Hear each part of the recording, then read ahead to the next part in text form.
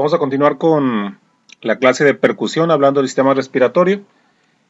Eh, bueno, la percusión básicamente es el acto de golpear en la superficie del tórax y nos va a servir para evaluar las estructuras subyacentes del tejido pulmonar. Entonces, esa percusión la podemos hacer sobre un dedo en la pared del tórax y va a provocar un sonido específico. El sonido puede ser variable, ¿no? Puede ser timpánico, puede ser mate, y va a ser timpánico cuando tengamos algo hueco detrás de la pared que estemos tocando, y va a ser mate cuando sea algo sólido detrás de la pared cuando estemos percutiendo. Es importante saber que con el mismo dedo que percutimos, mejor dicho, el dedo que tenemos sobre el tórax es con el mismo dedo que vamos a percutir.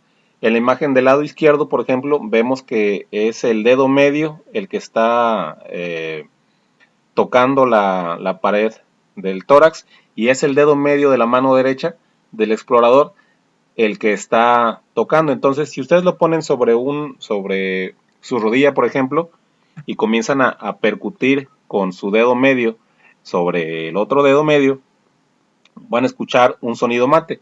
Y si lo ponen sobre su pecho, a nivel del tórax, entre las costillas, van a escuchar un sonido diferente. El de la rodilla va a ser un sonido mate, y el que van a escuchar en su tórax va a ser un sonido timpánico en personas sanas.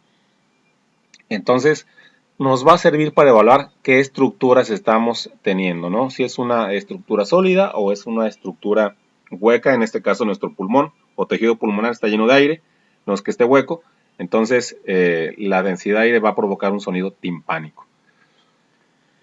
En los campos pulmonares hay que realizar una comparación en ambos hemitórax, y debe percutirse sobre estructuras óseas,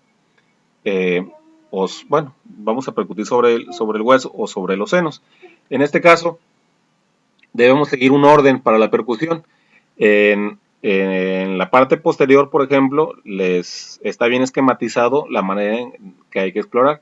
Se hace de manera comparativa. Por ejemplo, si empezamos por el lado derecho, en los ápices del pulmón, como está en la imagen posterior, donde está el número 1, se toca en el ápice, ahí se percute, luego se va al otro ápice, bajamos inmediatamente dos veces de dedo de los ápices, volvemos a percutir y lo hacemos del mismo lado, bajamos otra vez de dedo, seguimos percutiendo, y así de manera simétrica.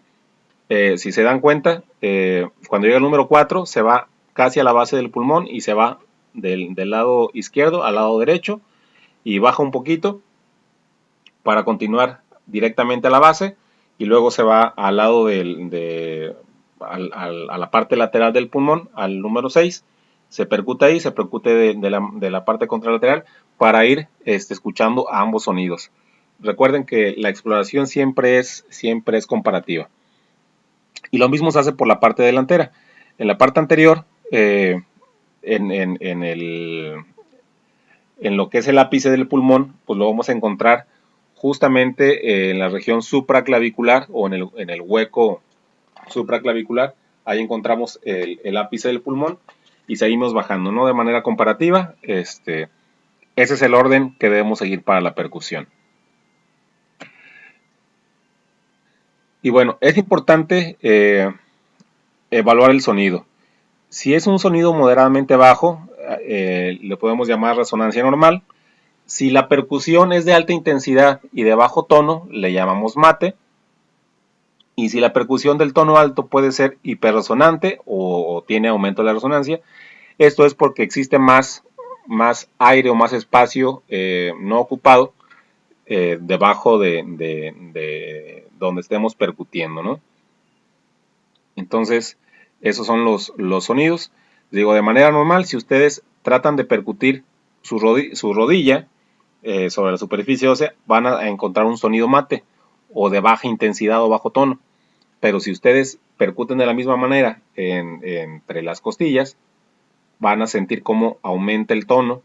Sigue siendo bajo, pero aumente el tono, ¿no? Es a lo que llamamos resonancia normal, y eso puede ser aumentado. Si ustedes hacen lo mismo, por ejemplo, en una caja de tambor, van a encontrar que el sonido es mayor, ¿no? Entonces, el tono mate o que está ocupado por algo lo podemos encontrar en anormalidades que aumenta la densidad del tejido pulmonar, como una consolidación por neumonía, en una telectasia o lo que es un colapso alveolar, en tumores pulmonares sólidos, y también cuando el espacio pleural está lleno de líquido, cualquier tipo de líquido, puede ser sangre, agua, pus, por ejemplo. Y los tonos hiperresonantes, al percutir, nos habla de un incremento en la resonancia, y eso puede ser por hiperinsuflación pulmonar, por ejemplo, como resultado de obstrucción bronquial crónica en el efisema, en un neumotórax o una enfermedad pulmonar obstructiva crónica donde están destruidos los bronquiolos, también lo podemos encontrar, ¿no?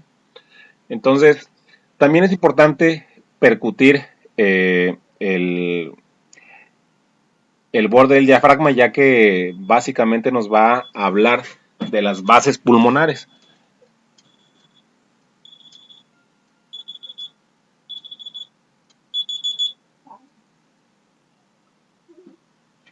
Nos va a hablar de las bases pulmonares y de su ubicación. Entonces, nuestro paciente inspira, el movimiento del diafragma va a ser más,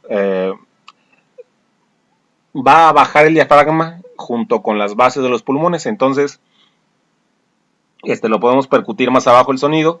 Vamos a tener un sonido resonante, y en caso de que esté en expiración, el diafragma va a subir junto con las bases pulmonares y vamos a encontrar la resonancia o la percusión resonante un poco más arriba.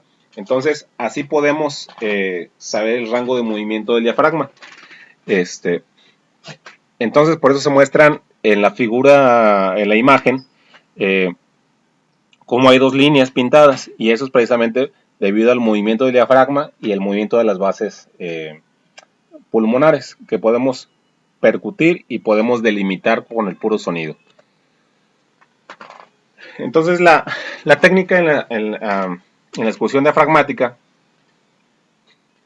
le pedimos a nuestro paciente que tome una inspiración profunda y que la sostenga. Entonces, así podemos determinar el margen inferior de la resonancia sobre el pulmón lleno de aire, y luego le pedimos a nuestro paciente que haga la exhalación máxima y que se quede así, y así podemos repetir la percusión, y vamos a ver cuál es el borde superior, como en esta imagen. Y bueno, la expulsión o el movimiento diafragmático normal durante la respiración profunda puede ser de entre 5 y 7 centímetros de desplazamiento. Y bueno, el movimiento diafragmático inferior a lo normal lo podemos encontrar en enfermedades neuromusculares y también en pacientes con hiperinsuflación pulmonar, como en el EPOC, por ejemplo, que no pueden sacar bien todo el aire. Entonces el movimiento diafragmático pues va a ser menor. Bueno, la siguiente clase vamos a ver auscultación. Es todo por el momento. Nos vemos. Cuídense mucho.